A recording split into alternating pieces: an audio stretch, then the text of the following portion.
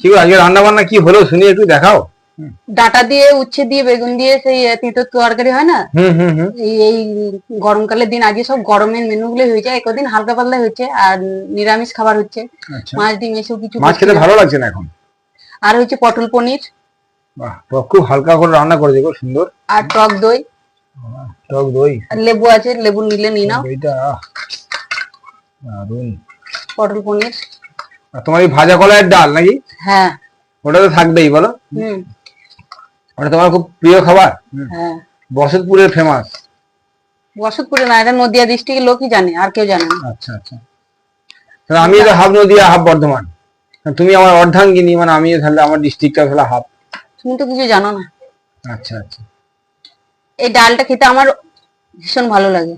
আচ্ছা, তুমি বর্ধমান যদি ডায়াটে থাকতে তাহলে জানবে, ঠাকুমা জানে। আচ্ছা, আমাদের আমাদের কোন কোন আত্মীয় আমাদের ভিডিও দেখে তাদের একটু নাম করো তো আজকে, আমার খুব ইচ্ছা করছে। প্রথমে কে দেখে আমি জানি না। বসতপুরে মা দেখে। মা দেখে, কাকি দেখে, সেজো ছোট ছোট কাকিমা দেখে। হ্যাঁ। তিথি দেখে। হ্যাঁ। ফুলটু দেখে। হ্যাঁ। আর কে দেখে? আচ্ছা, এদিকে আমার পিছনে বসতপুরে আর একটা বৌদি দেখে, সে বলছিল। কি নাম বৌদি?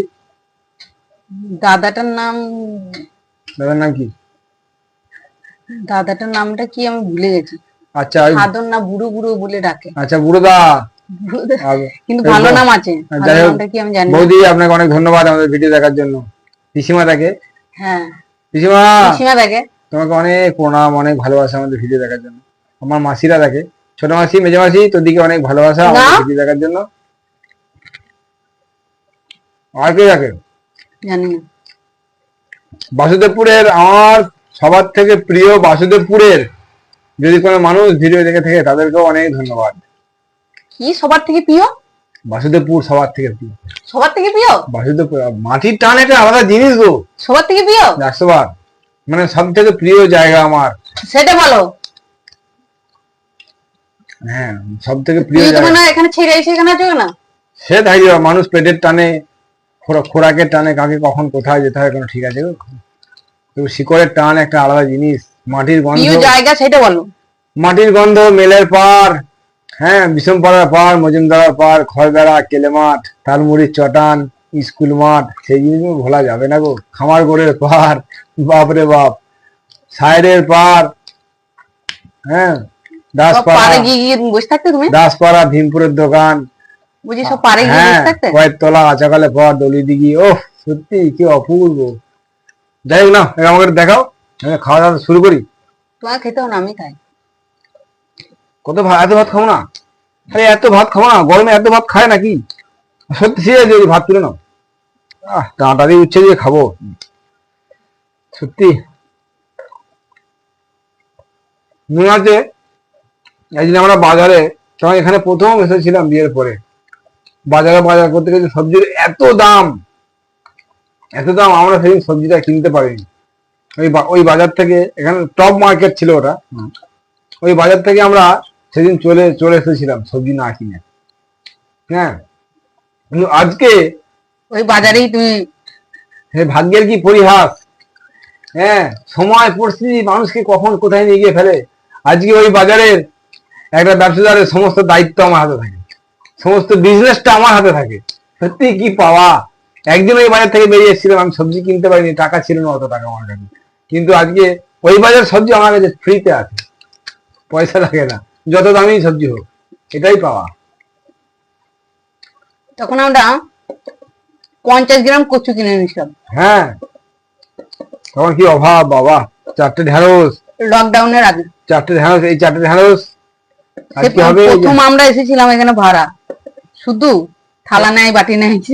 এই 4টে ঢেঁড়স আজকে হবে, এই 4টে ঢেঁড়স হবে কালকে। ডিম আমাকে একটা গোটা ডিম দিতে, হ্যাঁ, 2টো ডিম সেদ্ধ করতে। একটা ডিম আমি সকালবেলা খেতাম, দুপুরবেলা তুমি আধখানা খেতে, আর বাকি আধখানা আমি আবার রাত্রে খেতাম। না, তুমি কাজ করছো, তুমি কিছুতেই শুনতে না, দিলে নিতে না।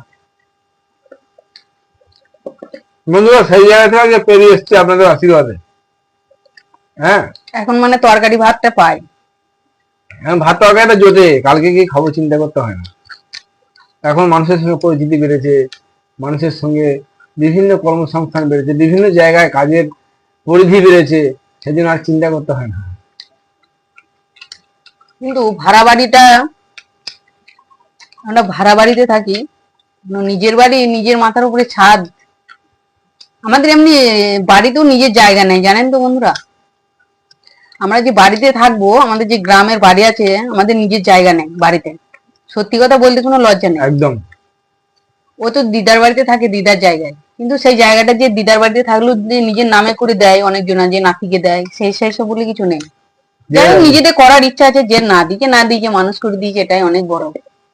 মানুষ তো সবাই সবাই কি করে গো, তবু একটা ঠিক আছে, আমার কোনো আশা নেই। একসময় ভাবতাম যে হয়তো কিছু দেবে, কিন্তু আজকে আমি নিজে করে নেবো, ঠিক আছে, অসুবিধা নেই। ছোট থেকে ওই ছায়াটা পেয়েছি, এটাই। কিন্তু আমাদের যে যদি কখনো বাচ্চা হয়, সে ভাড়া বাড়িতেই হবে, জানেন তো। যে নিজের বাড়িতে তাকে রাখবো, নিজের বাড়িতে আনবো, সেইটা কিন্তু নেই, বলো। সাজিয়ে সুন্দর করে আমাদেরকে তাকে প্রবেশ করানোর জন্য ভাড়া বাড়িটাকে সুন্দর করে সাজিয়ে তাকে আনতে হবে।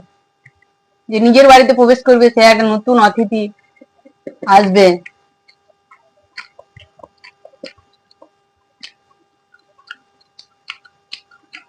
জানি না কখনো ভালো দিন আসবে নাকি।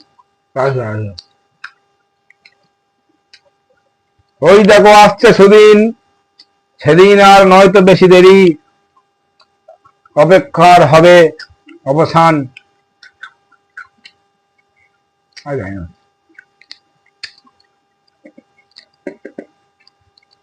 চলুন বন্ধুরা, আমরা খাওয়া দাওয়া করি, আপনারাও খাওয়া দাওয়া করে নিন। আপনারা সকলে ভালো থাকবেন, সুস্থ থাকবেন, ওই দেখো সাবধানে থাকবেন, নয়তো দেরি, অপেক্ষার প্রতীক্ষা, আর সকলকে ভালো রাখবেন। কিছু বৃদ্ধ মানুষদের কষ্ট হয়, পাশে থাকবেন। অনেক অনেক পরিবার আছে, তারা মুখে জানতে দেয় না, কিন্তু বৃদ্ধ মানুষদের চাওয়া পাওয়া গুলা করে না, দেয় না, খারাপ লাগে।